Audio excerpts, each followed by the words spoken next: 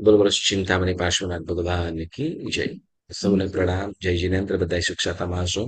આપણે બીજા કર્મ ગ્રંથનો સ્વાધ્યાય કરી રહ્યા છીએ. બીજા કર્મ ગ્રંથમાં આપણે અનુબંધ ચતુષ્ટય મતલબ મંગલાચરણ, વિષય, સંબંધો, પ્રયોજન આ ચારેયની વાતો કીધી. વળી પરમાત્મા વીરને નમસ્કાર કર્યા. કેવા વીર જેની પણ વાતો કરી.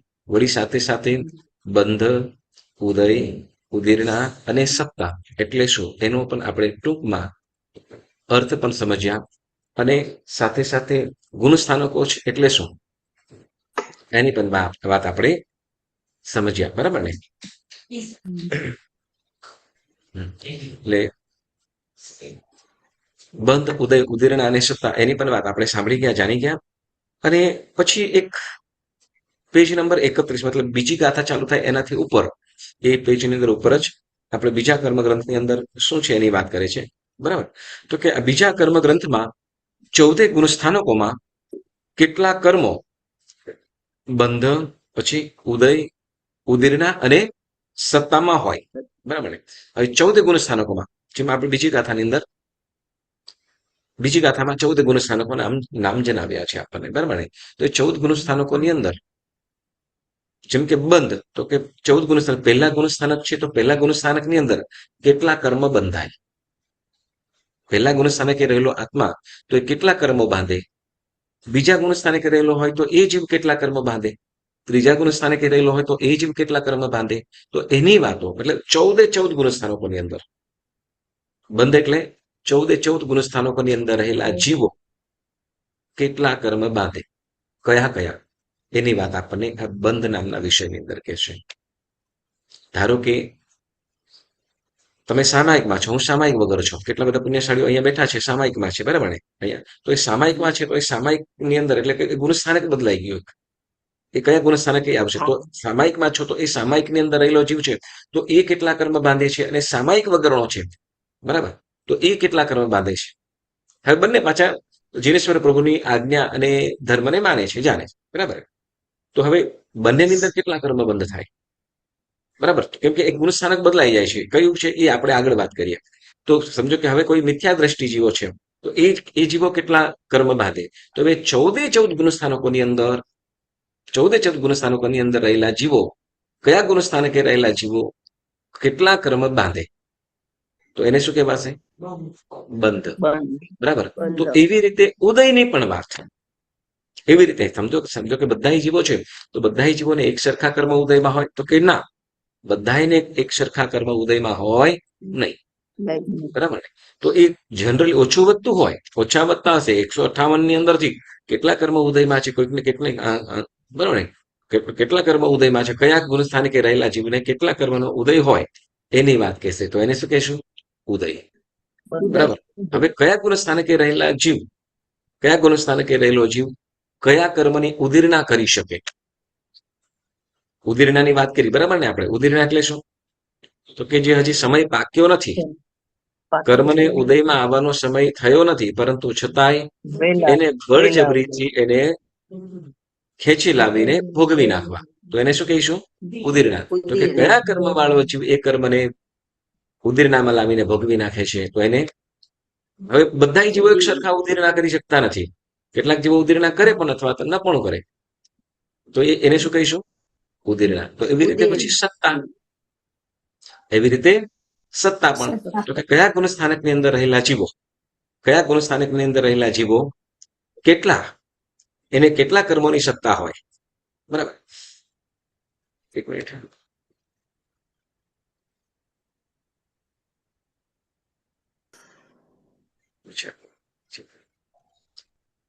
પણ અહીંયા ગુણસ્થાનકે રહેલા એ માત્ર એક જીવને નહીં, પરંતુ એ જનરલી બધા જીવો.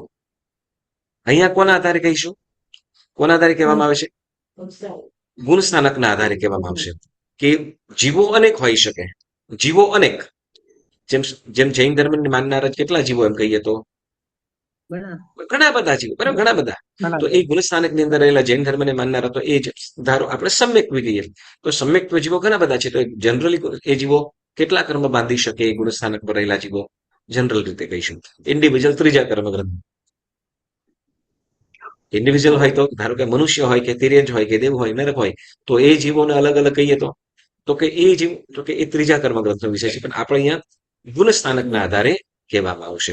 તો એવી રીતે ઉદીરના અને પછી સમય પ્રમાણે સત્તા શું તો કે બાંધેલા જ કર્મ છે, કોઈ જીવ છે તો એને કેટલા કર્મ એની પાસે સત્તામાં હોઈ શકે, કેટલા કર્મ સત્તામાં હોય તેમ. તો એમ કે છે તો એને આપણે બંધ ઉદય ઉદીર્ણા અને સત્તા એની આપણે ટૂંકમાં વ્યાખ્યા કરી. હવે એમ કે છે જેમ ઉદય ઉદીર્ણા બંધ ઉદય ઉદીર્ણા અને સત્તામાં ક્યાં કેટલા ઓછા થાય તે જણાવશે. મતલબ કર્મ બરાબર ને, બંધ ઉદય ઉદીર્ણાની અંદર કેટલા કર્મ ઓછા થાય. જેમ જેમ ગુણસ્થાનકો પર ચડતા જાય, સાંભળો, નીચે હોય તેમ તેમ કર્મ બંધ પણ વધુ થાય, ગુણ ઓછા હોય. નીચે હોય તેમ શું થાય? નીચે હોય તેમ તો કે બંધ કર્મબંધ વધારે હોય, ગુણ ઓછા. બરાબર. પછી શું કે જેમ જેમ ઉપર થતા જાય તેમ તેમ જેમ ગુણસ્થાનકો ચડતા જાય તેમ તેમ તો કે કર્મબંધ ઓછા થાય અને ગુણ વધતા જાય. બરાબર. તો એ કે છે આપણને કે શું કે સંબંધ આપણે બરાબર તો એ જેને આવશે અને આ વિષય અથવા અભિધેય. અભિધેય એટલે જાણવા યોગ્ય છે. અભિધેય જાણવા યોગ્ય કહેવાય છે. અભિધેયનો મતલબ શું? જાણવા યોગ્ય, જાણવા જેવું. બરાબર.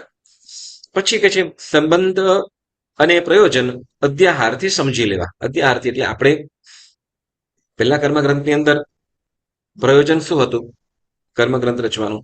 સંબંધ મહાવીર સ્વામી ભગવાન સાથે કીધું, આગમો સાથે કીધું. પ્રયોજન શું હતું? પહેલા કર્મગ્રંથમાં શું કીધું હતું?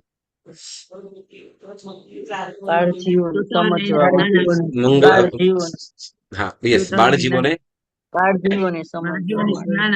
પણ બાળ જીવોને સમજાવવાનું, એ તો જીવ વિચારનું બોલો છો, કર્મગ્રંથ નું બોલો.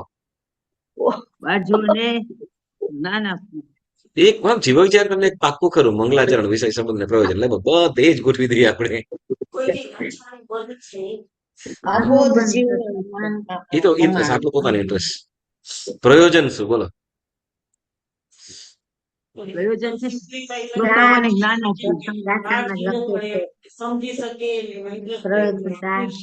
એ તો જીવ વિચારમાં કર્મગ્રંથ ની અંદર આપણે કર્મગ્રંથ નું મંગલાચરણ વિષય સંબંધ પ્રયોજન આ બધું વાંચ્યું છે ને.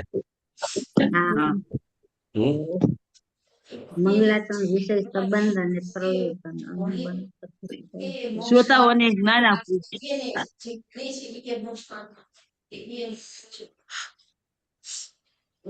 બે વસ્તુ આવ્યા હતા, શું?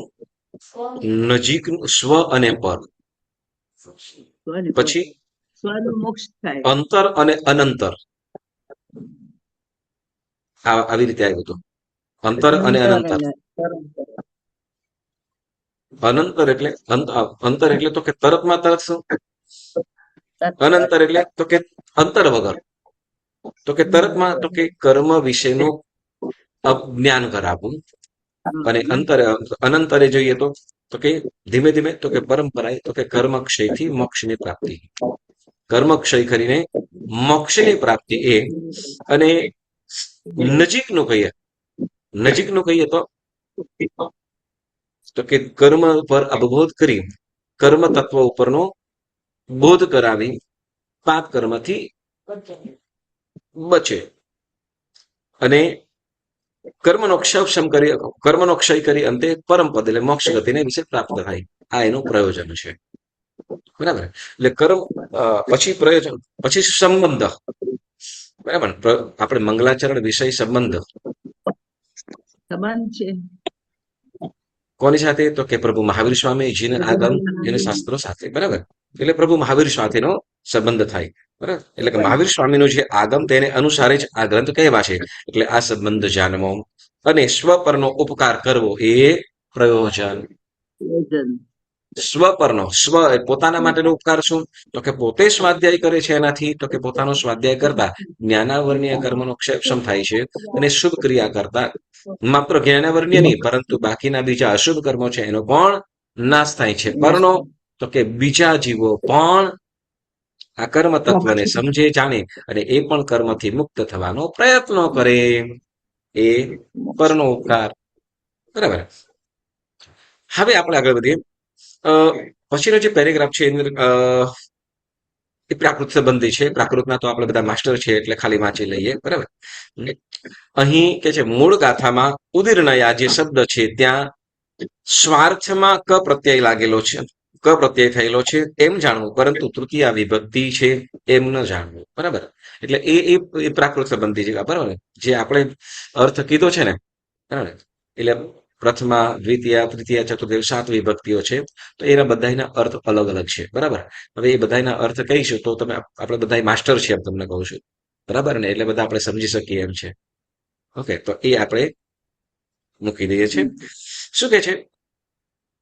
14 ગુણ સ્થાનકો ઉપર બંધ આદિ 4 જણાવવાના છે, માટે હવે પ્રથમ 14 ગુણ સ્થાનકો ગ્રંથકાર શ્રી જણાવે છે. આપણને આ બીજા કર્મગ્રંથનો વિષય શું છે? ગુણસ્થાનક. શું? 14 ગુણસ્થાનકોની અંદર બંધ, ઉદય, ઉદીર્ણાને સત્તા, એના વિશે આપણને જણાવશે. હવે સૌ પ્રથમ આપણને શું કહેશે? તો કે 14 ગુણસ્થાનકોના નામ જણાવે છે. તો બીજી ગાથાની અંદર 14 ગુણસ્થાનકોના નામ જણાવે. ગાથા બોલું છું. હવે જેમને લેવાની બાકી હોય ને એ પણ તમે આ ગાથા સાંભળીને પછી તમે કરજો અને શુદ્ધિપૂર્વક બોલવાનો પ્રયત્ન કરવાનો. ઓકે, અત્યારે ખાલી હું એકલો જ ગાથા બોલું છું કેમ કે આપણે અર્થ અને વિવેચનની અંદર જવાનું છે. મિચ્છે સાસણ મિશે અવિરય દેશે પમત્ત અપમત્તે નિયટ્ટી અનિયટ્ટી સુહુમુવ સમખીણ સજોગી અજોગી ગુણા. શબ્દાર્થ: મિચ્છે એટલે મિથ્યા દ્રષ્ટિ ગુણસ્થાનક, શાસન મિશે એટલે શાસ્વાદન અને મિશ્ર દ્રષ્ટિ ગુણસ્થાનક, અવિરય દેશે એટલે અવિરત અને દેશ વિરત, પમત્ત અપમત્તિ એટલે પ્રમત્ત અને અપ્રમત્ત, નિયતિ અનિયતિ એટલે નિવૃત્તિ અને અનિવૃત્તિ, સુહુમુવ સમ એટલે સૂક્ષ્મ સંપ્રાય અને ઉપશાંત મોહ, ખીણ સજોગી અજોગી એટલે કે ક્ષીણ મોહ, સયોગી અને અયોગી ગુણા, એમ એટલે કુલ 14 ગુણ સ્થાનકો છે. ગાથાની અંદર 14 ગુણ સ્થાનકોના એકદમ સરળ રીતે આપણને નામ આપે છે. તો આ બધા 14 ગુણ સ્થાનકોના નામ તો કમ્પલસરી બધા લખવાનું, શું કહેવાય, યાદ કરી લેવાના છે અને નોટબુકની અંદર લખી પણ લેવાના. આ દરેક ગાથાઓ તમે એક વસ્તુ યાદ રાખજો, દરેક જણ પોતપોતાની નોટબુકની અંદર, એક્સરસાઇઝ બુકની અંદર ગાથા અને શબ્દાર્થ અને ગાથા કમ્પલસરી લખવાનું. લખીને એનો ફોટોસ પાડીને વોટ્સએપની અંદર મને મોકલવાનું. ઓકે, અને ગુણસ્થાનકો તો યાદ કરી જ લેવાના, નહીં તો પછી શું કહેવાય 10 વખત લખવા આપીશ. ઓકે, હા, ને કમ્પલસરી, કેમ કે આ મને એના વગર ચાલશે નહીં. સાંભળજો, જો તમારે બીજો કર્મગ્રંથ બનવું હશે, કેમ કે આખું તમારું ગણિત અને લખાણ ઉપર જ ચાલશે. આપણે પ્રિપેર રાખવાનું અને એમાં પણ મજા પણ એટલી આવશે. આપણી જે અવસ્થા છે ને, બરાબર, આ પછી આપણે બીજા ગુણ કર્મગ્રંથની અંદર જે ભણવામાંથી જે આપણને જે લાભ થાય છે ને, એ જો એને સમજીશું નહીં, જો આપણને મનમાં માઇન્ડમાં નહીં રાખીશું, તો પછી શું કહે, ભેંસ આગળ ભાગવત જેવું થઈ જશે. માત્ર શું કે આગળ પાઠ પાછળ સપાટ એવું થઈ જશે. એટલે જેમ તમને 158 પ્રકૃતિ કર્મની તમને જેમ ખાસ યાદ કરવાની કીધી, એ આપણે અહીંયા બધી કર્મ વારંવાર ઉપયોગ થશે. કેમ કે ગુણસ્થાનક બદલાશે, જીવોના ભાવો, એના અધ્યવસાયો બદલાતા જશે, એના રીઝનો કહેવામાં આવશે. તો આ ખાસ બધાએ આપણે ખાસ એ કરવાનું છે, મહેનત કરવી પડશે. ઓકે, ગાથાર્થ: પહેલું મિથ્યા દ્રષ્ટિ ગુણસ્થાનક, બીજું શાસ્વાદન ગુણસ્થાનક, ત્રીજું મિશ્ર દ્રષ્ટિ ગુણસ્થાનક, ત્રીજું અવિરત સમ્યક દ્રષ્ટિ ગુણસ્થાનક, પાંચમું દેશવિરતિ ગુણસ્થાનક, છઠ્ઠું પ્રમત્ત સંયત ગુણસ્થાનક, સાતમું અપ્રમત્ત સંયત ગુણસ્થાનક, આઠમું અનિવૃત્તિકરણ ગુણસ્થાનક, નવમું આઠમું નિવૃત્તિકરણ ગુણસ્થાનક, નવમું અનિવૃત્તિકરણ ગુણસ્થાનક, 10મું સૂક્ષ્મ સંપ્રાય ગુણસ્થાનક, 11મું ઉપશાંતમોહ ગુણસ્થાનક, 12મું ક્ષીણમોહ ગુણસ્થાનક, 13મું સહયોગી કેવલી ગુણસ્થાનક અને 14મું અયોગી કેવલી ગુણસ્થાનક. એમ કુલ 14 ગુણસ્થાનકો છે. બરાબર, આ 14 ગુણસ્થાનકો બધા કમ્પલસરી યાદ કરી જ લેવાના, એમાં કોઈ પણ વસ્તુ ચાલશે નહીં. શું કે છે વિવેચનમાં? હવે આપણે સાંભળીશું કે ગુણોની તરતમતા. આપણે ગુણસ્થાનક એટલે શું એ ફરીથી પણ આપણને આ 14 ગુણસ્થાનકોના નામ તો આપણે જાણ્યા, તો હવે ગુણસ્થાનક એટલે શું એની આપણને વ્યાખ્યા જણાવે છે કે ગુણોની તરતમતા. ગુણોની તરતમતા એટલે ફેરફારપણું, ઓછા વધતાપણું. ગુણોની હીનાધિકતા, એ પણ ઓછાપણું. આ આપણને એક જ શબ્દ, એક જ અર્થ અલગ અલગ શબ્દોની અંદર જણાવે છે, જેથી આપણને સારી રીતે સમજાઈ શકે. ગુણોની તરતમતા કે ગુણોની હીનાધિકતા કે ગુણોનું ઓછા વધતાપણું, ઓછા વત્તા અંશે હોવું તેને ગુણસ્થાનક કહેવાય છે. બરાબર. પ્રારંભના ગુણસ્થાનકોમાં પ્રારંભના ગુણસ્થાનકોમાં ઓછા ઓછા ગુણો હોય છે અને ઉપરના ગુણસ્થાનકોમાં વધારે વધારે ગુણો હોય છે અને અંતિમ 14મા ગુણસ્થાનકમાં સૌથી વધારે ગુણો હોય છે. હવે આપણે 14 ગુણસ્થાનકોનું સ્વરૂપ જોઈએ કે છે. ખ્યાલ આવ્યો કે ગુણસ્થાનક એટલે શું? ગુણસ્થાનક એટલે તો કે જે જીવોની અંદર ઓછા વત્તાના ગુણો, હિનાધિક એટલે ઓછા, હિન એટલે ઓછું, અધિક એટલે વધારે, એટલે હિન અધિક કે પછી તરતમતા એટલે પણ ઓછા વત્તાપણું છે. બરાબર. વધારે વધારે વળી ઓછું ઓછું, તો એને શું કીધું? જે ગુણો, જ્યાં ગુણો રહેલા છે તો એને શું કહીશું? ગુણસ્થાનક. તો કે ધારો કે મિથ્યા દ્રષ્ટિ છે, તો મિથ્યા દ્રષ્ટિની અંદર ગુણસ્થાનક, એમાં ગુણ હોય? તો કે હા, એની અંદર પણ ગુણ હોય, એની અંદર પણ ગુણો હોય, પણ કેટલા? તો કે ઓછા. બરાબર ને? ઓછા. તો જેમાં આપણે કઈ કઈ સજાય, અમૃતવેલની સજાય, એમાં સર્વ જીવોની અંદર પણ જે મિથ્યા દ્રષ્ટિ વગેરે જીવો છે તો એની અંદર પણ ગુણો કીધેલા છે. તે પણ અનુમોદવા લાગ. મિથ્યા દ્રષ્ટિ જીવોની અંદર પણ જે પણ ગુણો છે, જીત વચન અનુસાર ગુણો છે, તો એને શું કહે? એની પણ અનુમોદના કરવાની કીધી. એટલે સર્વ જીવોની અંદર ગુણો તો રહેલા છે, સર્વ જીવોની અંદર ગુણ રહેલા છે. ખ્યાલ છે? દર્શન, જ્ઞાન અને ચારિત્ર આ સર્વ જીવોની અંદર રહેલું છે. આ ત્રણેય ગુણો, દર્શન, જ્ઞાન અને ચારિત્ર, સર્વ જીવોની અંદર રહેલા છે. તો એ ગુણોને શું છે? તો હવે સમજો કે મિથ્યા દ્રષ્ટિ છે, તો એના પછી શાસ્વાદન, તો એની કરતા, તો કે મિથ્યાત્વી કરતા શાસ્વાદન વાળા જીવો પાસે વધારે ગુણ છે, થોડા વધારે છે એના કરતા. તો એમ જેમ નીચે જઈએ તો ગુણો ઓછા છે અને ઉપર જેમ જેમ જતા જઈએ તેમ તેમ ગુણો વધારે છે. તો હવે આપણને અહીંયા 14 ગુણસ્થાનકો વિશે આપણને જણાવશે. બરાબર. તો પહેલું કયું છે? તો કે મિથ્યા દ્રષ્ટિ ગુણસ્થાનક. કયું? પહેલું મિથ્યા દ્રષ્ટિ ગુણસ્થાનક. મિથ્યા એટલે શું? તો કે મિથ્યા એટલે વિપરીત. મિથ્યા એટલે વિપરીત, ઉલટી અથવા ઊંધી છે દ્રષ્ટિ જેની. મિથ્યા એટલે વિપરીત, ઉલટી એટલે અથવા ઊંધી છે દ્રષ્ટિ, સમજણ જ્યાં, તે મિથ્યા દ્રષ્ટિ. સમજાય છે? મિથ્યા દ્રષ્ટિ એટલે ઊંધી સમજણ. બરોબર. ઊંધી સમજણ, તો એને પણ શું કહેવાશે? મિથ્યા દ્રષ્ટિ. એટલે મતલબ એમ કે છે કે જે યથાર્થ વસ્તુ જે સ્વરૂપે છે એ સ્વરૂપે ન સમજ્યો, આપણાથી કદાચ શું કહેવાય કે અલગ રીતે ખોટી રીતે સમજાયું હોય, ખોટી માન્યતા થઈ હોય, તો એ પણ મિથ્યા દ્રષ્ટિ કહેવાશે. આપણે આ વાક્યને અનુસાર એમ કહેશે. એટલે જે યથાર્થ બને, જે પ્રમાણે છે એ પ્રમાણે સમજવી, તો એ સમ્યક કહેવાશે. પરંતુ જે ઉલટી સમજ, બરાબર, ઊંધી સમજણ, બરાબર, તો એને મિથ્યા દ્રષ્ટિ. એવા જીવનું જે ગુણસ્થાનક તે મિથ્યા દ્રષ્ટિ ગુણસ્થાનક. બરાબર છે. ઊંધી સમજણ છે એવા જીવને, એવા જીવના જે ગુણ, તેને શું કહીશું? તો કે મિથ્યા દ્રષ્ટિ ગુણસ્થાનક. શું કહે છે? આપણે જે મિથ્યાત્વ મોહનીય, મિશ્ર મોહનીય અને સમ્યક્ત્વ મોહનીય, આ ત્રણ પ્રકારનું આવ્યું હતું. બરાબર ને? પહેલા કર્મગ્રંથની અંદર આવ્યું હતું. તો જેમાં મિથ્યાત્વ મોહનીય કોને કહેવાય એની પણ આપણને ત્યાં વાત કીધી. હવે અહીંયા એ વસ્તુ મિથ્યા દ્રષ્ટિ ગુણસ્થાનક કોને કહેવાય, એમાં કેટલીક વસ્તુઓ મળતી આવશે. ત્યાં એ જીવની માન્યતા અહીંયા શું કે છે આપણે સાંભળજો. જ્યાં સુદેવ, સુગુરુ અને સુધર્મને કુદેવાદી રૂપે જોવામાં આવે. બરાબર ને? સુદેવ, સુગુરુ, સુધર્મ. બરાબર. સુદેવ, સુગુરુ, સુધર્મ એટલે શું? બોલો, સુદેવ એટલે શું? સુદેવ કોને કહેવાય?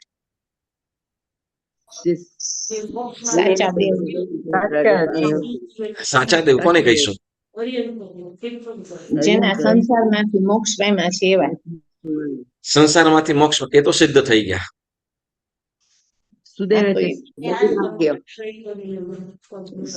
સુદેવ કોને કહીશું? સમ્યક જ્ઞાન આપે.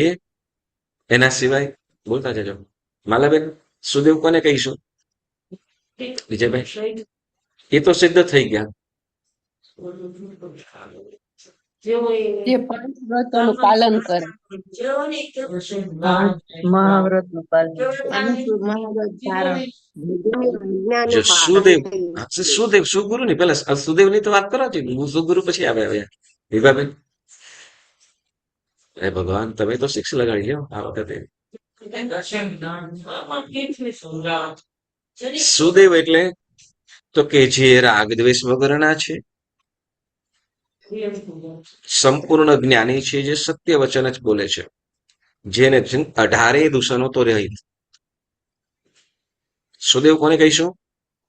18 દોષોથી રહિત, જેમાં રાગ દ્વેષને જેને નાશ કર્યો છે, જેની અજ્ઞાનતા સર્વથા ચાલી ગઈ છે, જેને કોઈ પણ પ્રકારનો ભય નથી, કે નિદ્રા નથી, વિકથા નથી. તો એવા જે દેવ છે, જેને આપણે કહીશું અરિહંત પરમાત્મા. કોણ? અરિહંત પરમાત્મા. અથવા અથવા કોણ? તો કે જે કેવલ જ્ઞાન પામી ગયા છે, તે મોક્ષમાં ગયા છે એ તો છે જ, પરંતુ આપણે જે પેલા સૌ પ્રથમ આપણે જે નજીક છે, જે આપણા માટે નજીક ઉપદેશ આપે છે અને સમજાવે છે, જે કયું છે, જેમ કે મહાવીર સ્વામી ભગવાન નિદ્રા વિકથા જેની પાસે નથી, અજ્ઞાનતા નથી, સંપૂર્ણ કેવલ્યને સંપૂર્ણ જ્ઞાની છે, બરાબર, સંપૂર્ણ જ્ઞાનને પ્રાપ્ત કર્યું છે, રાગદ્વેષ વિનાના છે, દોષ રહિત છે, બરાબર ને, ઈર્ષ્યા કે અસૂયા કે કસાયોથી રહિત છે, તો એને શું કહીશું? સુદેવ. બરાબર ને. ભય પણ નથી, જેને કોઈનો ભય પણ નથી. જો ભય હોય તો એ પણ શું? તો કે ભયના કારણે પણ કદાચ ખોટું અસત્ય વગેરે બોલી શકે, માયા પ્રપંચ વગેરે કાંઈ પણ નથી, મૂર્છા કે મમત્વ વિનાના છે. તો એવા દેવને શું કહીશું આપણે? સુદેવ. એવી રીતે સુગુરુ. સુગુરુ કોને કહીશું? પંચમહાવ્રતધારી રસ. બરાબર. પછી જે નિષ્કામી છે, નિર્દોષ નિષ્પાપ જીવન જીવે છે, બરાબર, અને પંચમહાવ્રતોથી યુક્ત છે, હા, નિર્દોષ ભિક્ષા વગેરેને આચરે છે, અને હંમેશા જે આત્મ કલ્યાણમાં જ રત છે.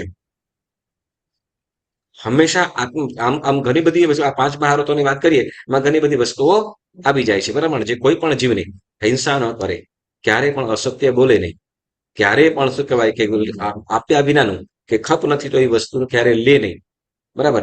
અને શું કહેતો કે સર્વ રીતે સર્વથા જે બ્રહ્મચર્યનું પાલન કરે છે, જે નિષ્પરિગ્રહી છે, કોઈ પણ પ્રકારનો જેની પાસે પરિગ્રહ નથી, એવા નિર્મમત્વ વાળા, બાહ્ય કે અભ્યંતર બંને પ્રકારના પરિગ્રહ વગરના છે, બરાબર. તો એવા જે સાધુ ભગવંતો છે તે સુદેવ, સુગુરુ, બરાબર ને.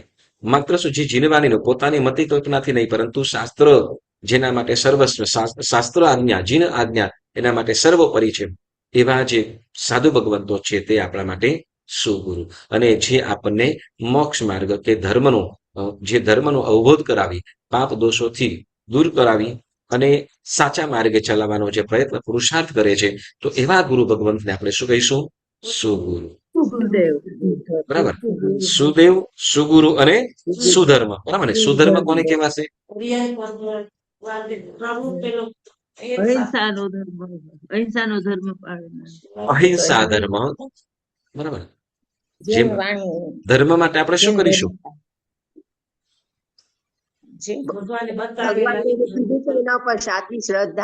પ્રત્યે શ્રદ્ધા, અચલ એ તો દર્શન થયું. ભગવાને બતાવેલા માર્ગ ઉપર ચાલીએ.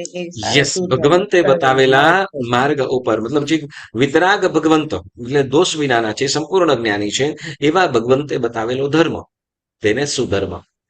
જેને માત્ર શું તો કે દુઃખોથી, શું તો કે આત્મ પાપ કર્મથી દૂર થા, આત્મમાં વાસ કર અને પરમ પદને મેળવવાનો પુરુષાર્થ કર. પરમ પદ એટલે શાશ્વત સુખ મેળવવા માટેનું જે કોઈ શાશ્વત સુખ મેળવવા માટેના જે પ્રયત્નો કરાવે, એટલે હર હંમેશ માટે જે સર્વ દુઃખોથી મુક્ત કરાવી દે એવો ધર્મ તે સુધર્મ. બરાબર. એટલે સુદેવ, જેને આપણે જીન ધર્મ કહીશું, બરાબર. કયું?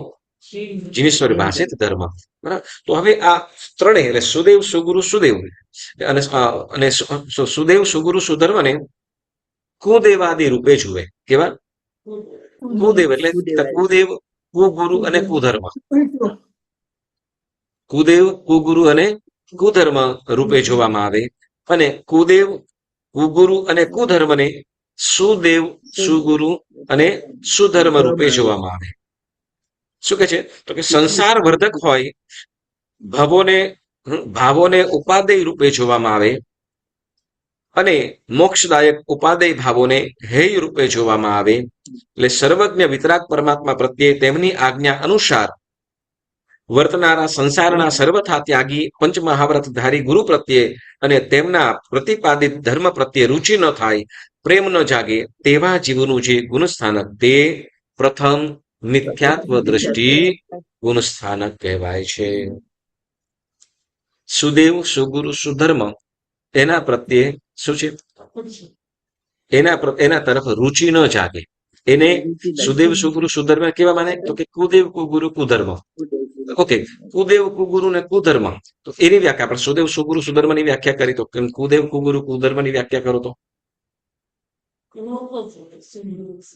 આપણે આ જ વસ્તુ આજે કીધી એ જ વસ્તુ આપણે પહેલા કર્મગ્રંથની અંદર જયારે દર્શન મોહનીય સંબંધની વાત કરી તો એમાં મિથ્યાત્વ મોહનીય કોને કહેવાય એની વાત આવી હતી.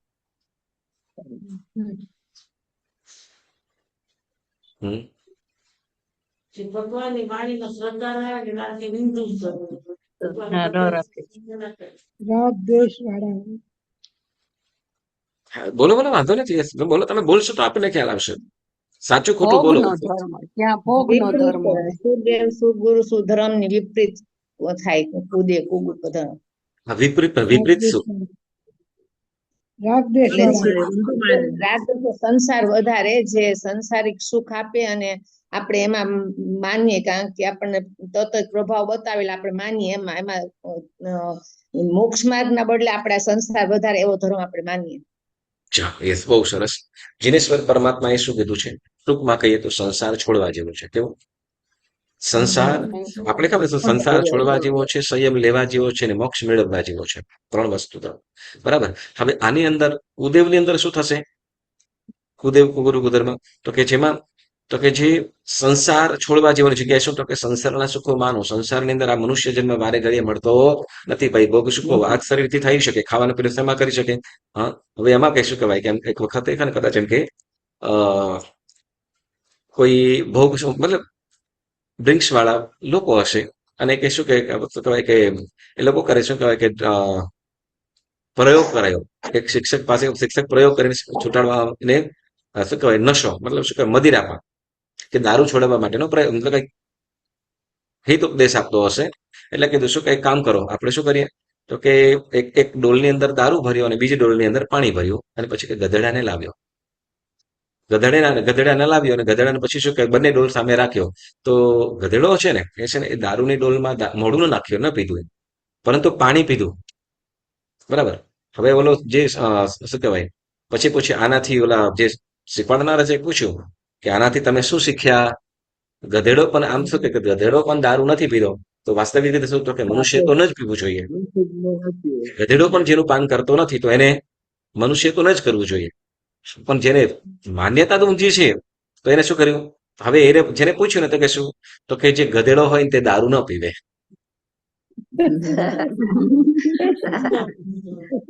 વ્યાખ્યા બદલાઈ ગઈ. બરાબર. આખો મિનિટ ચેન્જ કરી નાખ્યો. હા? ગધેડો હોય તો દારૂ ન પીવે કે લ્યો. હા, માન્યતા વાસ્તવિક રીતે શું થવું જોઈએ? બરાબર ને? હા, બસ. તો એ પ્રમાણે એટલે આમ જે સંસાર છોડવા જેવો છે આ ભૌતિક સુખો છે. આપણે એમ કહીએ ને આપણે મનુષ્ય જન્મની અંદર અનેક જન્મો એવા કરી દીધા છે જે ભૌતિક સુખો પાછળ ખોવ્યા છીએ. હજી સુધી આપણું મન ધરાયું છે ખરું? ભૌતિક સુખોમાં હજી સુધી આપણું મન ધરાયું છે ખરું? નથી જ. બરાબર ને? કારણ શું? વાસ્તવિક રીતેમાં સુખ છે જ નહીં. બરાબર. પણ એટલે ત્યાગ ધર્મ કે છે, છોડવા જેવો, સંસાર છોડવા જેવો છે, સંસારના ભૌતિક પદાર્થો છોડવા જેવા છે. પરંતુ અહીંયા કુદેવ છે એ શું ઉપદેશ આપે? તો કે આ મનુષ્ય જન્મ જેવો કોઈ જન્મ નથી. કારણ શું? તો કે એમાં એકબીજાનો સ્નેહ પણ આવો સ્નેહ ક્યાંય મળશે નહીં. એટલે તો કે સંસારનો રાગ પણ કરાવે છે. જો એક વસ્તુ છે આપણે પછી માતા પિતા કુટુંબ પરિવાર વગેરે છે એ પણ અંતે શું છે? ત્યાં બધે ઠેકાણે સ્વાર્થ છે. આપણે કઈ જગત હે સ્વાર્થતા સાથે સમજ લે કોણ હે અપના. બરાબર ને? અંતે બધા જ પોતપોતાનો જ્યાં સુધી સ્વાર્થ છે ત્યાં જ સુધી રહીશું. બરાબર ને? પરંતુ જયારે શું કે એ એટલે કે શું? તો કે પ્રેમ ભાવ હોય, સદભાવ હોય, પણ મોહ અને મમત્વ એ દૂર કરવાનું છે. આપણા સંસારની અંદર પ્રેમ ભાવથી રહેવાનું છે, સ્નેહ ભાવથી. પરંતુ રાગ રાગ ગમે તેવા હોય એના પ્રત્યેનો રાગ તો દૂર જ કરવા યોગ્ય છે. બરાબર. એટલે કે છોડવા પછી એમ કે છે ભૌતિક સુખોની વાતો કરીએ તો એમાં પણ ભૌતિક સુખોની હવે કુદેવ છે એ શું ઉપદેશ આપે છે? હા, તો કે ધન સંપત્તિ વૈભવ ઉપાર્જન કરો, કમાઓ અને પોતાની નામ ના કરો વગેરે. અને મતલબ સંસારના સુખો આપવા, સંસારના સુખોની અંદર જ રચ્યા પચ્યા પડે છે. અને અંતે શું? તો કે સંસારના સુખો પામીને અંતે એમ કે સંસારની અંદર સુખ માનવા માટે કરેલા પ્રયત્નો અને તે વખતે બંધાયેલા કર્મ અંતે ઘણા બધા દુઃખનું કારણ બને છે. દુર્ગતિમાં ભાડે અંતે શું? તો કે એ સુખ ભોગવતા કરે શું? જ્યારે એમ કે આપણે સુખ મેં સુમિરણ દુઃખ મેં સુમિરણ સૌ કરે સુખમાં કરી ના કોઈ. એટલે જયારે શું આપણે પ્રભુને યાદ પણ ક્યારે કરીએ? દુઃખ દુઃખ આવે. આવે ત્યારે સુખ આવે. દુઃખ આવે ત્યારે દુઃખ આવે ત્યારે, બરાબર ને? હા, પરંતુ જે સુખ આવે પછી પોતાની જાતે જ ભગવાન માની લ્યો. ભૂલી જાય. ભૂલી જાય. આપણે શું કહેવાય, ધન સંપત્તિ હોય એટલે તો આપણી પાસે પૈસા છે, બધું છે. હા, એટલે ભૂલી કે જાય. નહીં, શું છે કે એનું મમત્વ છોડી અને અંતે શું કહે છે? એટલે સંસાર છોડવા જેવું કહે છે. પરંતુ કુદેવ શું કરે છે? તો કે એ સંસાર વર્ધકનો એટલે સંસારના વધારાનું કારણ બને છે. કે શું કે તમે આમ કરશો, બરાબર ને? કે તમે પૂજા કરશો, તમને શું તો કે સંતાન હોય, સંતાનની પ્રાપ્તિ થાય. કે પછી શું કહેવાય કે ઘરની અંદર કઈ પ્રોબ્લેમ હોય છે, તકલીફો હશે, એ દૂર થઈ જશે. મતલબ કે સંસાર વધારાનું કાર્ય. બરાબર. કેટલાક પુણ્યશાળી એવા પણ અહીંયા જીવો એવા જોવા મળે. એક વસ્તુ છે કે ધર્મ ઉપર એવી શ્રદ્ધાવાળા, કર્મ ઉપર એવી શ્રદ્ધાવાળા કે ભલે જેમ જ આપણે કે મિથ્યા દ્રષ્ટિની સહાયમાં શું કહેવાય એને પૂછવાની કઈ જરૂર નથી. એવા પણ જેમ શું કહેવાય સુલસા શ્રાવિકાની જયારે વાત સાંભળીએ આપણે, તો એમાં વાત આવે કે જયારે એના પતિને પોતાને સંતાનની ઈચ્છા થઈ અને બંને જણા બ્રહ્મચર્યનું પાલન કરે છે. આ કદાચ તમને ખ્યાલ હશે, આ કથા આપણે કરી દીધેલી છે. બંને જણા એ નાગદત્ત અને સુલસા બંને જણા બ્રહ્મચર્યનું પાલન કરે છે, પરંતુ છતાંય કઈ રાગ કે સ્નેહના કારણે એમને એક સંતાનની ઈચ્છા થઈ. તો કે હવે આપણે નિયમ છે, નિયમનું કોઈ પણ રીતે ભંગ નથી કરવો. તો સુલસા શ્રાવિકાએ કીધું કે શું? તો કે તમે જો આપણે સંતાનની જરૂર છે, તમે સંતાનની ઈચ્છા છે, તો તમે બીજા લગ્ન કરો. ઓલા નાગદત્તે તો કઈ સ્પષ્ટ કીધું કે કોઈ પણ રીતે બીજા લગ્ન તો નહીં જ કરવું અને સંતાનની પ્રાપ્તિ પણ થાય. તો કે એવા અન્ય દેવી દેવતાની તમે આરાધના કરો, કોઈ દેવીની આરાધના કરો અને પાસે સંતાનની પ્રાપ્તિ કરો. તો સુલસા કે છે કે શું? તો કે એક સંતાન માટે કોઈ અન્ય દેવી દેવીની આરાધના કરીએ તો કોઈ પણ રીતે યોગ્ય નથી. એટલે જે આરાધના કરે છે એ ધર્મ આરાધનામાં જ એની વિશેષ એની આરાધના વધારી કે જેથી દેવ પ્રસન્ન થઈને એને પરીક્ષાઓ વગેરે પણ થઈ. દેવ પ્રસન્ન થઈને શું કર્યું? એમને સંતાન પણ 32 સંતાનો પણ આપ્યા. તમને લાંબી સ્ટોરી ખ્યાલ છે, બરાબર? તો એ ધર્મ પ્રત્યેની શ્રદ્ધા તો એ વર્તમાન સમયની અંદર પણ આવા જીવો છે. શું છે કે સમજો કે ધર્મ કોઈ કે એવા જીવો છે કે કોઈ કે શું કહેવાય કે કોઈક મંદિરની અંદર કે એની ઉપર જઈને ત્યાં સેવા પૂજા વગેરે કરતા એમને સંતાનની પ્રાપ્તિ થઈ, બરાબર? મારે વાત થયેલી તો તે વખતે કે એ લોકો આવી રીતે કરીને ધર્મથી દૂર થયા, આપણા જૈન ધર્મથી દૂર થયા. અને એ જેની સાથે વાર્તાલાપ થાય છે એ ધર્મ ઉપર આપણા જૈન ધર્મ ઉપર શ્રદ્ધાવાળા કે જે આપણા કર્મની અંદર હશે એ જ આપણને મળવાનું છે. આપણા જે કર્મની અંદર જો એ સુકર્મનો યોગ હશે ત્યારે સંતતિ પણ પ્રાપ્ત થશે. તો એ ધર્મ પ્રત્યેની જે શ્રદ્ધા, બરાબર ને? આ કોણ કે છે? આપણા કર્મ એ સુદેવ શીખવાડે છે. કોણ? સુદેવ. પણ કુદેવ શું કરે છે? કુદેવ કોને કહેવાય છે? તો કે સંસાર વર્ધકનું કારણ જે છે એ સંસાર વર્ધકનું કારણ એટલે કે સંતાન, સંતતિ, સંપત્તિ વગેરે આપીને સંસારની અંદર શું કરે છે? સંસારનો વધારો કરે છે. સંસારનો વધારો કરે છે એ કુદેવ. તો એવી રીતે કુગુરુ. કુગુરુ કોને કહેવાય? જે અત્યારે આપણે વાત કીધી એનો ઉપદેશ કરે. તમે આ ભગવાનની સેવા પૂજા કરજો, તમારું આ કાર્ય રાહુ નડી શું કે રાહુ કે કેતુ જે નડે છે એ દૂર થઈ જશે. શનિની પનોતી છે તમારી દૂર થઈ જશે, બરાબર ને? હા, કે અહીંયા શું કહેવાય કે આ ગાયને તમે આમ કરાવજો એટલે આ તમારું આ કાર્ય થઈ જશે વગેરે. કે જેમાં મતલબ શું કહેવાય કે આલોક પરલોક સંબંધી સુખો માટે શું કરીએ? તો કે મિથ્યાત્વ જે દેવી દેવતા મિથ્યાત્વી દેવી દેવતાના છે તો એઓની સેવા પૂજા વગેરે કરાવે. કે આની જગ્યાએ તમે આ અભિષેક કરજો, તમને આ લાભ થશે વગેરે, કે તો આ જે ઉપદેશ કરે એટલે સંસાર વધારાનું કારણ કરે, અથવા ભોગ સુખોની જે ભોગ સુખ એટલે વિષય વાસનાઓની જ વાતો નથી. હા, ભોગ સુખો એટલે તો કે સંસારના ધન સંપત્તિ સમૃદ્ધિ સંતતિ આદિ એની પ્રાપ્તિના જે ઉપદેશ કરે, બરાબર, તો એને શું કહે છે? કુદેવ, કુગુરુ, કુગુરુ, કુદેવ, કુગુરુ અને કુધર્મ એવા પ્રકારની ક્રિયાઓ કરવામાં આવે, જે ચેષ્ટાઓ એટલે મતલબ જે કીધું છે એ કરવામાં આવે, એટલે શું થયું? કુધર્મ. બરાબર. જે સંસાર વર્ધક છે, સંસાર વર્ધક જે ઉપદેશ કરે છે, કે ધર્મ બતાવે છે, તો કુદેવ, કુગુરુ, અને જે કરે છે તે કુધર્મ. અને સુદેવ એટલે તો કે જે સંસારથી નિવૃત્ત કરાવે, સંસારનો અંત લાવે, જન્મ જરા મૃત્યુનો જે હંમેશા માટે જે અંત લાવે એવા પ્રકારના ધર્મની આરાધના કરીએ, કે એવા ઉપદેશક ગુરુની આપણે માનીએ કે એવો છે ધર્મ બતાવ્યો છે કે સુદેવ. બરાબર ને? તો એ જે સુદેવ, સુગુરુ, સુધર્મ એને શું કરે છે? એને કુદેવ, કુગુરુ. કે આ તો શું કહેવાય? કુદેવ, કુગુરુ કેવી રીતે જોઈએ? તો કે જે વાસ્તવિક રીતે શું છે? સંસાર કેવો છે? છોડવા જેવો. બરાબર ને? સંસાર છોડવા જેવો છે. આપણે વર્તમાન સમયની અંદર ઘણું બધું અનહોનારત થાય. આપણે કોઈ દેશની અંદર જોઈએ કે સાધુ સાધ્વી જે ભગવંતો સાથે એક્સિડન્ટ વગેરે થઈ જતા હોય, શ્રાવક શાળિકાઓ સાથે પણ ઘણી બધી પ્રોબ્લેમો થઈ જતી હોય. આ કદાચ આપણને એક સાધુ સાધ્વી જે ભગવંતોનો ખ્યાલ હોય છે એટલે, પરંતુ શ્રાવક શાળિકાઓ સાથે પણ ઘણા બધા આવા પ્રશ્નો થઈ જાય છે. બરાબર. તો હવે આ પાછળ કેવી રીતે થાય? તો કે જે સુદેવ, સુગુરુ, સુધર્મને જે માનનારા છે, બરાબર ને? હવે જે કુદેવ, કુગુરુ, કુધર્મને જે માને છે એ લોકો શું કરે છે? તો કે જે છોડવા યોગ્ય છે એના તરફનો પૂછવા કુદેવ, કુદેવ જે હવે કુદેવ છે તો એ સુગુરુને શું કે, સુદેવને શું કહેશે? તો કે આ બધું છોડીને નીકળી ગયા, બધું છોડીને નીકળી ગયા. પણ સાવ એકદમ થોડું શું હોય? સાવ થોડું એકદમ હોય. શું? હવે સમજો કે મહાવીર સ્વામી ભગવાન, કદાચ એમ કે મહાવીર સ્વામી ભગવાન છે તો એ આપણે કેવા વૈરાગ્યથી, બરાબર ને? કેવા વૈરાગ્યથી એ નીકળ્યા, બરાબર, સ્વેચ્છા એ નીકળ્યા, નિર્મમત્વ પૂર્વક નીકળી ગયા, બરાબર ને? હવે એ કુદેવ કેવી રીતે કે છે? શું કહેવાય? આખું ઘર પરિવાર રડતું મૂકીને નીકળી જાય. હા, મા બાપ રહ્યા નહીં, ભાઈ એકલો, અને એવા સમયની અંદર હજી તો નાની દીકરી છે, હા, અને એને મોકલીને નીકળી જાય. અને પછી જુઓ ને શું કે નીકળી અને ભોગવવું પણ કેવું પડ્યું? હા, એટલે કરેલા પાપો ત્યાં એમને ભોગવવા પડ્યા. એટલે તે વખતે કરેલું પાપ કયું બતાવે?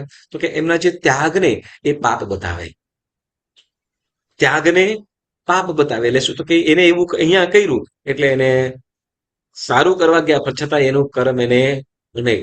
એટલે પૂર્વ ભાવોના એની સાથે કોઈ લેવાનું, જે વર્તમાનની અંદર દેખાય છે તેને એક જ વસ્તુ, સેમ ટુ સેમ દ્રશ્ય, બરાબર, સેમ ટુ સેમ દ્રશ્ય, પરંતુ માન્યતા સાવ અલગ થઈ જાય. હવે એ વસ્તુ આપણે કુદેવ સુગુરુ તરફ. સુગુરુ સાધુ સાધ્વીજી ભગવંતો કેવા? આપણા સાધુ સાધ્વીજી ભગવંતો કેવા? અપરિગ્રહી. ચાલો, અપરિગ્રહી. બરાબર. પછી પંચ મહાવ્રતધારી. ચાલો, પછી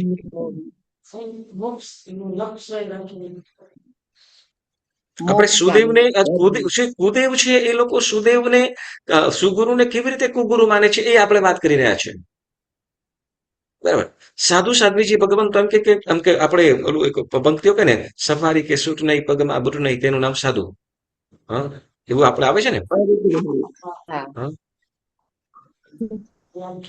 બધી આમ ઘણા બધા હવે આવતા છે. આપણે એમ કહીએ કે હવે જે ત્યાગી છે, જે 18 વર્ણના કોઈ પણ 18 વર્ણની કોઈ પણ આલમમાંથી એમને કોઈની પણ આવશ્યકતા રહેતી નથી. નથી રસોઈયાની જરૂર પડતી, કે નથી વાળંદની જરૂર પડતી, નથી લુહારણી કે દરજીની કોઈની પણ આવશ્યકતા પડતી નથી, બરાબર. નિષ્પાપ જીવન એવોનું કહીએ, બરાબર ને? પણ હવે જે કુદેવ છે, જે સર્વ માટે ઉપકારી છે, નાના નાના જીવજંતુઓના પણ સુખનું કારણ બને છે, નાના નાના જીવજંતુઓનું પણ સુખનું કારણ બને છે. એવા દુઃખ માટે કોઈ પણ જીવ દુઃખી ન થાય એના માટે આપણે ખાલી ભાવના ભાવીએ, પરંતુ એવો તત્પર રહે કોઈ પણ જીવને દુઃખ ન પહોંચે. સાવચેતી રાખવી પછી. કોઈ પણ એક પણ જીવને એટલે એક પણ જીવ દુઃખી ન થાય એની સાવધાની રાખે છે. બરાબર. એટલે ચાલવાનું પણ પગે નીચે જોઈને પાછું, ખુલ્લા પગે ત્યાગ. હવે એની જગ્યાએ હવે મતલબ ઉત્તમ છે. શરીરના મમત્વને તોડવા માટે શું કે તો કે સ્નાનનો પણ ત્યાગ, સ્નાન શૃંગારનો પણ ત્યાગ. આપણે લગભગ 2-3 વખત તો નાહીએ છીએ, બરાબર ને? ના, હા, બરાબર છે ને? એક જ વાર. હા, એક જ વાર. નાયરોબી વાળાની વાત નથી કરતા, મોમ્બાસા વાળાની વાત કરું છું. મુંબા સાવડા એક જ વાર. ગરમી હોય તો નાઈને 2-3 વખત હા, સ્વિમિંગમાં. સોરી, આપણે 3 વખત ખાઈએ. હું તો નાહવાની. જમીએ હા 3 વાર. ઓકે, ચાલો. ઓકે, તો કે શું છે? કે છે કે ત્યાગ છે. મતલબ એક વસ્તુ યાદ રાખો, આપણા જીન શાસ્ત્રની અંદર જે પણ સાધુ સાધ્વીજી ભગવાન જે વીરતીના પંથે ગયા છે, અત્યારે છેલ્લા 10 વર્ષની અંદર તમે જુઓ, કરોડોપતિના જે દીકરા દીકરીઓ સંયમના માર્ગે ગયા છે. બરાબર છે ને? હા હા એક પણ એવો તમને કદાચ જેવું જોવા મળશે, પણ એ પણ કદાચ પોતાની રીતે સુખી સંપન્ન તો હશે જ. દરેક જીવો જે પણ વીરતાના માર્ગે જવા વાળા વ્યક્તિઓ હશે, સુખી સંપન્ન ઘરના છે. બરાબર. સચ્ચાઈ ત્યાગ ભાવથી જે હજારો કરોડોપતિ, લખપતિ, કરોડોપતિ જે જીવો છે, એ પોતાના એ ધર્મને એ શું કહેવાય સંસારની વાસ્તવિકતાને સમજ્યા બાદ એવો મુજાબાદ. સંયમના માર્ગે એવો એમને શું એક વૈરાગ્ય પ્રાપ્ત થયું. કઈ પૂર્વનું પુણ્ય અને તે વખતે એ ગુરુ ભગવાનનો સત્સંગ કે જ્ઞાનનું ફળ કે જે વીરતીના માર્ગે એમને લઈ ગયું. એટલે વૈરાગ્યની વાત કરીએ તો અદ્ભુત, જેને આપણે વર્ણન ન કરી શકીએ.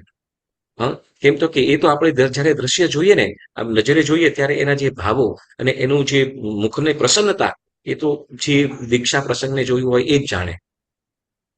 એના અંતરના ભાવો એ તો જે દીક્ષા લીધી હોય એ જ આત્મા જાણે. બરાબર ને?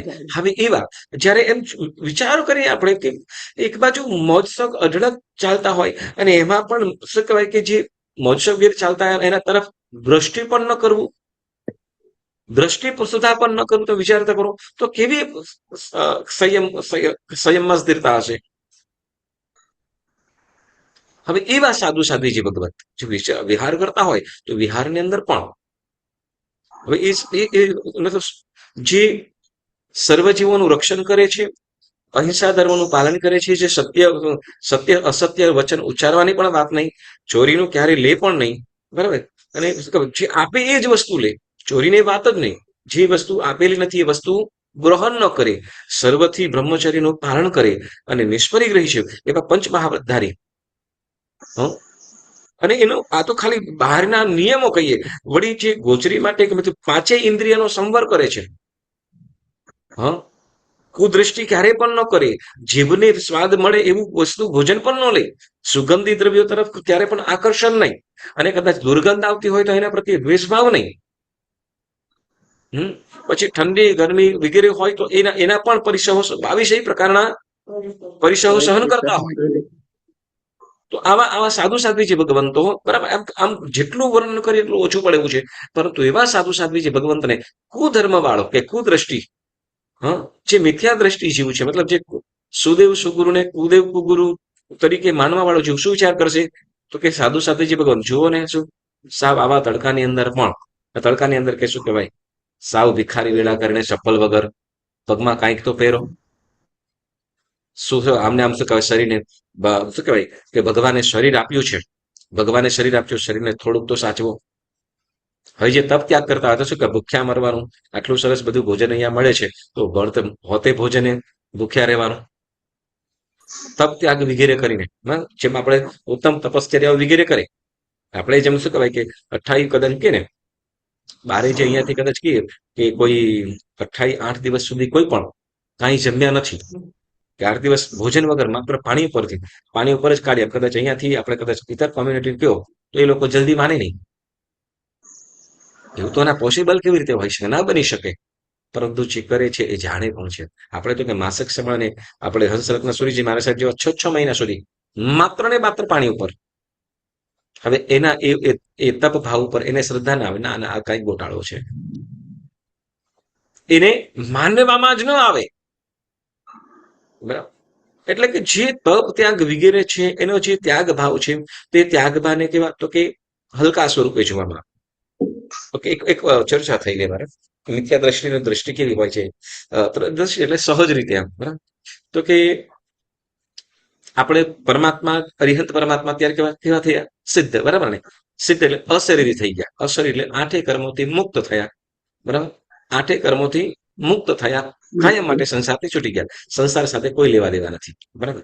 હવે ત્યારથી દરેકનો છે ને પોતપોતાનો એક મત હોય અને એ મતને વળગી રહેલા હોય.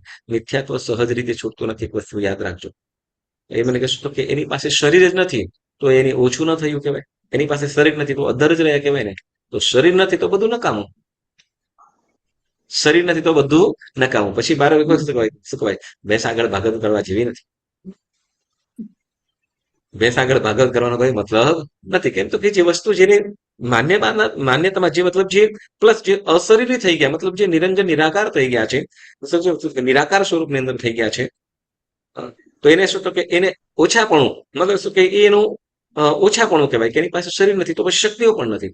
શરીર નથી તો શક્તિઓ નથી એવું પણ માને, બરાબર. કેમ કે એની પાસે આત્માનો કોન્સેપ્ટ હજી પરફેક્ટ નથી. એટલે કે આત્માની શક્તિ, આત્માના ગુણો છે એ ગુણોથી દૂર છે. મતલબ એ સમજણથી અલગ છે, બરાબર. કેમ તો કે આત્મા અને શરીર બંનેને જે એક જ માને છે એવું, બરાબર. તો આ મિથ્યા દ્રષ્ટિઓની અંદર આપણે હિન્દુ ધર્મની વાત કરું છું. ઓકે, નામમાં બધું આગળ નહીં પૂછો. ઓકે, તો મિથ્યા દ્રષ્ટિ ગુણ સ્થાનક, બરાબર. તો કે કુદેવ, સુદેવ, સુગુરુ, સુધર્મને કુદેવ, કુગુરુ અને કુધર્મ રૂપે જોવામાં આવે, બરાબર. એટલે કે સુદેવ, સુગુરુ, સુધર્મ ઉપર રુચિ ન જાગે, બરાબર.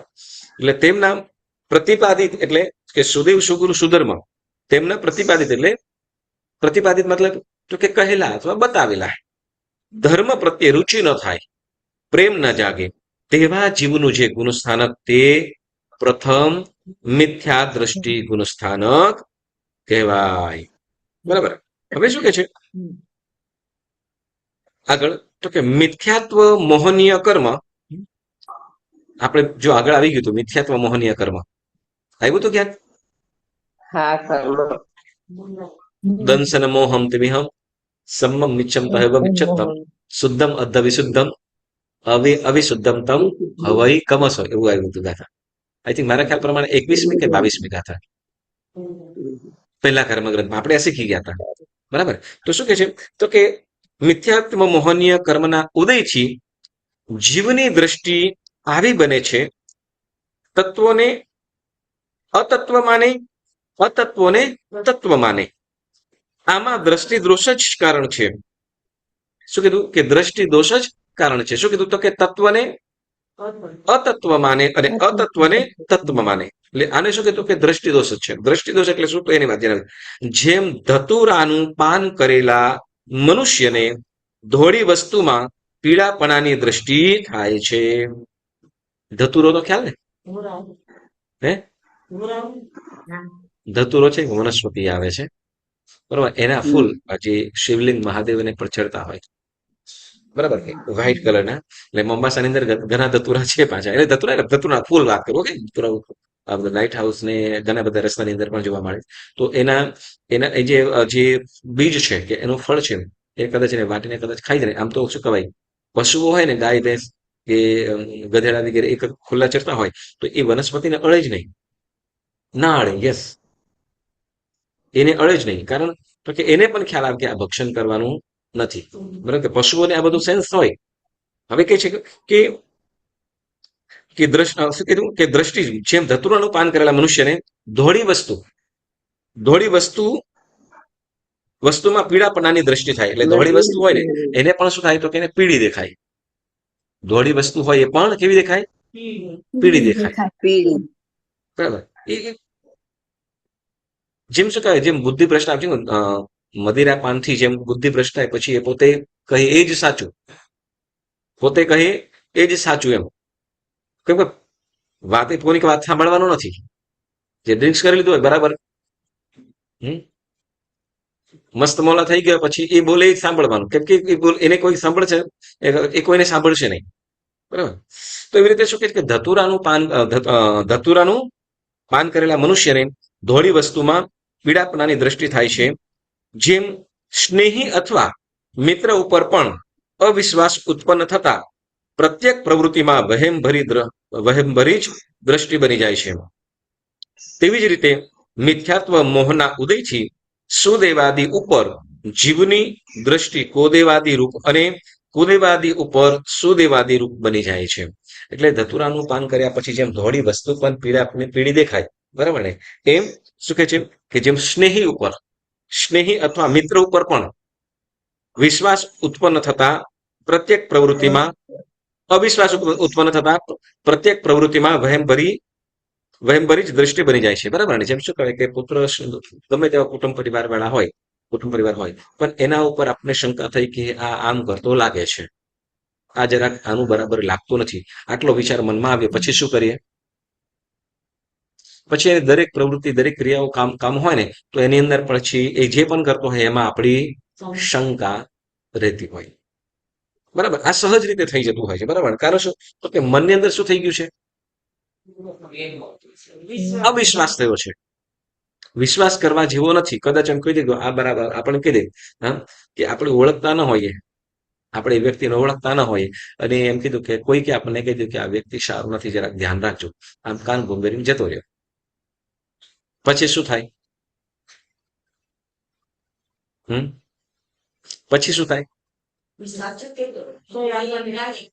સાચું કહેતો હોય તો છતાં પણ કદાચ એની વાત લાગે છે સાચી, પણ છતાંય ત્યાં વહેમ હોય કે આ સાચું લાગે છે, બહારથી દેખાય સાચું છે, બરાબર. આમ મન શું કહેવાય કે આમ સાચું કે છે, પણ મન એને શંકા ભરી નજરે જુએ છે. એટલે કે વિચાર કરે છે કે આ સાચું કહેતો હશે કે વિશ્વાસ નથી એના ઉપર. બરાબર ને. એટલે જેમ અવિશ્વાસ આવ્યા પછી આપણે દરેક શું કીધું કે દરેક પ્રત્યેક પ્રવૃત્તિ એટલે દરેક ક્રિયા, એના દરેક કામની અંદર, દરેક વર્તનની અંદર આપણે એને શંકા ભરી નજરથી જોવું છે. બરાબર ને.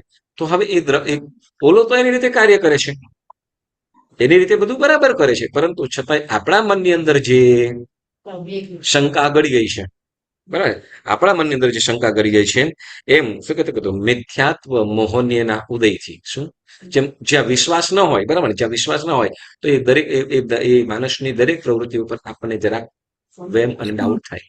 તો એવી રીતે મિથ્યાત્વ શું કે છે? તો કે મિથ્યાત્વ મોહના ઉદયથી, કયું?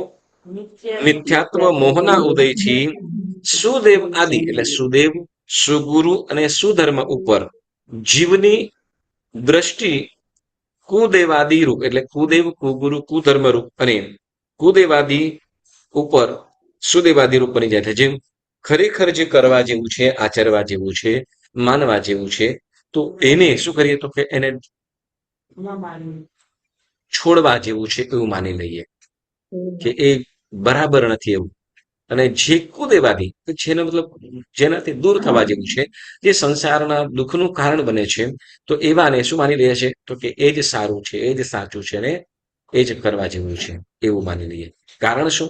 જે છોડવા જેવું છે એને પકડી લઈએ છીએ અને કરવા માંડીએ છીએ, અને જે ખરેખર કરવા જેવું છે એનાથી દૂર થઈએ છીએ. કારણ તો કે મિથ્યાત્વ મોહનીયના ઉદયથી, બરાબર. તો કે આ બની જાય, બરાબર ને. તો કે સુદેવાદી બની છે મિથ્યાત્વ મોહનીય ગુણ, બરાબર, મિથ્યાત્વ ગુણસ્થાનક વાળા જીવની આ દશા હોય છે. બરાબર. તો આપણે ત્યાં શું મિથ્યાત્વ મોહનીય કર્મ. હવે ત્યાર પછી મિથ્યાત્વ અલગ અલગ પ્રકાર નાખે છે, બરાબર. મિથ્યાત્વના શું કે આ મિથ્યાત્વના જુદી જુદી રીતે અનેક પ્રકારો છે. મિથ્યાત્વના જુદી જુદી રીતે અનેક પ્રકારો છે. તો જેની અંદર શું કહેવાય લૌકિક મિથ્યાત્વ અને લોકોત્તર મિથ્યાત્વ, આ ઉપર કેમ તમને વાત કરી હતી પહેલા. લૌકિક મિથ્યાત્વ, લોકોત્તર મિથ્યાત્વ એવું પણ આવશે. આપણે જૈન ધર્મ વિશે તો સમજ્યા છે, બરાબર ને. પર્યુષણમાં ધર્મ વિશે વાત કરીએ તો શું, તો કે લૌકિક ધર્મ અને લોકોત્તર ધર્મ એવી વાત આવે છે, બરાબર ને. હા, લૌકિક ધર્મ એટલે શું, લોકોત્તર ધર્મ શું, એ વાત આપણે પર્યુષણમાં આપણે સાંભળતા હોઈએ. તો એવી રીતે લૌકિક મિથ્યાત્વ એટલે શું ને લોકોત્તર મિથ્યાત્વ એટલે શું, એની પણ વાતો અહીં આવશે.